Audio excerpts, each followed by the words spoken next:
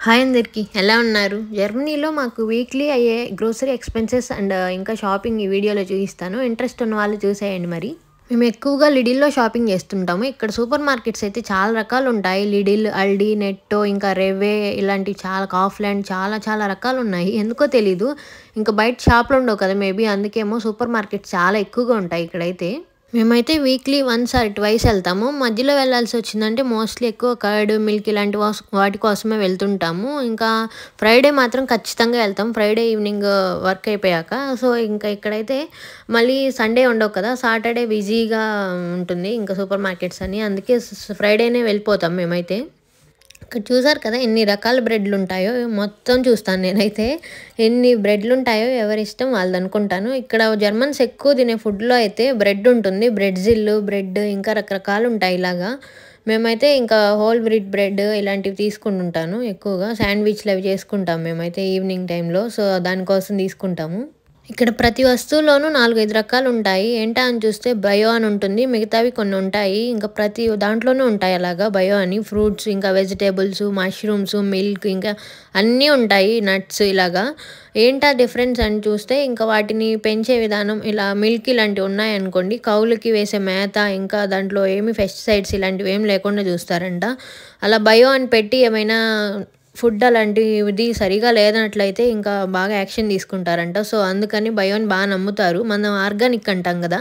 So, ఇక్కడ bio అంటారు. Different different types of fruits, vegetables ఉంటాయి. మళ్ళీ అందులో కూడా డిఫరెంట్ ప్రైస్లు ఉంటాయి. డిఫరెంట్గా అనిపిస్తుంది నాకైతే ఇక్కడ. ఇంకా తర్వాత మా వారైతే ఇలాగా సెలెక్ట్ చేయడంలో చాలా ఫస్ట్ ఉంటారు. నేనైతే ఇలా బొమ్మలా నుంచుంటాను ఎక్కడికి వెళ్ళినా.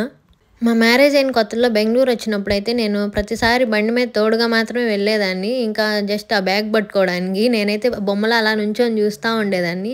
కొత్తగా అనిపించేది నాకైతే. మా ఇంట్లో అయితే ఆపోజిట్గా ఉండేది. ప్రతిదీ మా అమ్మే తెస్తుండేది. మా నాన్న అయితే ఒకవేళ తెచ్చినా ఏమైనా మా అమ్మ అదేంటి అలా ఉంది, ఇదేంటి ఇలా ఉంది అని చెప్తుంది. ఇంకా సో, దానికోసం మా నాన్న అయితే ఇంకెప్పుడు నేను తీసుకురానులే అని చెప్పి అక్కడ పెట్టేవాడు. అందుకే అది చూసి అలవాటయింది. ఇంక ఇక్కడ అబ్బాయిలు కొత్తగా నాకు ఇలాగా ఏమైనా సెలెక్ట్ చేస్తున్నా, అన్నీ తీస్తున్నా కొత్తగా అనిపించేది.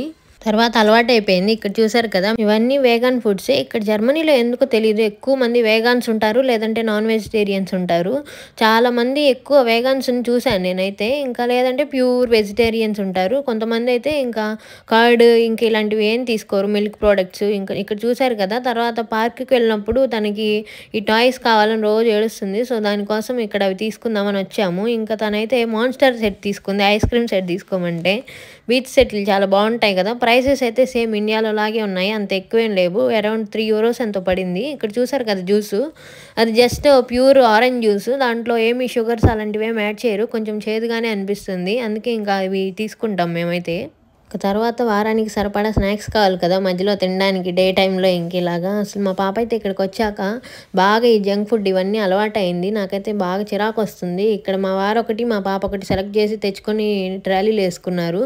ఎవరికీ చెప్పలేను నేనైతే. ఇవన్నీ కంట్రోల్ చేయలేకపోతున్నాను ఇక్కడికి వచ్చాకైతే. ఇంకా మా పాప అయితే అడిగినవన్నీ కొనిస్తుంటారు మా వారు. ఇది ఎలా మార్చాలో నాకైతే తెలియట్లేదు. మీకేమైనా టిప్స్ ఉంటే తెలిస్తే చెప్పండి కామెంట్లో. పిల్లలకి ఏదైనా అడిగిన వెంటనే కొనిస్తే దాని విలువ తెలియదు కదా! సో, 1, 2 సార్లు అడిగిన తర్వాత వాళ్ళకి దాని మీద ఇంకా ఇంట్రెస్ట్ ఉన్నప్పుడు మాత్రమే అది కొనిచ్చాలని నా ఒపీనియన్. ఫుడ్ అయితే ఓకే. అన్‌హెల్తీ ఫుడ్ మాత్రమే నేను అలా చెప్తాను. ఇంకా తనకి ఇంట్రెస్ట్ ఉన్న ఫుడ్స్, ఫ్రూట్స్ ఇలాంటివన్నీ కొనేస్తాము. ఇంక ఇంటికొచ్చిన వెంటనే సర్దేస్తాను. లేదంటే బద్ధకం వేస్తుంది. ఇంక ఈలోపు మా పాప చక్కబెడుతుంది వాటిని అన్నిటిని. ఇంకా సో, వెంటనే సర్దేసుకుంటున్నాను. ఇక్కడ చూసారు కదా! మాకైతే వీక్లీ €60-70 అవుతుంది. ఇంకా గ్రోసరీస్‌కి అయితే. ఇంకా ఇండియన్ స్టోర్‌కి వెళ్తాము ఇవి కాకుండా. అక్కడ కొంచెం తక్కువే అవుతుందిలే మాకు. ఇలాంటి వీట్ ఫ్లోర్ ఇంకా చిల్లీస్ ఇలాంటివి మాత్రమే అక్కడి నుంచి తెస్తుంటాను. లేదంటే ఇంకా అక్కడికి వెళ్ళానంటే ఫుడ్ క్రేవింగ్స్ ఎక్కువ అవుతాయి. స్వీట్స్ అన్నీ దొరుకుతాయి కదా! సో, దానికోసం ఇంకా ఇక్కడికి వచ్చిన తర్వాత స్వీట్స్ చాలా తక్కువగా తీసుకుంటున్నాము. ఇక్కడికి వచ్చాకైతే మంచి డైట్ ఫాలో అవుతున్నాను నేనైతే. ఎందుకంటే ఇంకా బెంగుళూరులో అట్లా అయితే రోడ్డు మీదకి వెళ్ళగానే అన్నీ కనిపిస్తాయి కదా బాగా హ్యాండీగా. సో, ఇక్కడ అలా ఉండదు. మనం వాంటెడ్గా వెళ్తేనే మాత్రమే ఇంకా అవి కొనుక్కోగలము. లేదంటే ఇంకా అంత దూరం వెళ్ళాలంటే చాలా కష్టం కదా! సో, కొన్ని అందక అలాగా. ఇంకా వీడియో నచ్చితే లైక్ చేయండి, షేర్ చేయండి, సబ్స్క్రైబ్ చేసుకోండి మన ఛానల్‌ని ఎవరైనా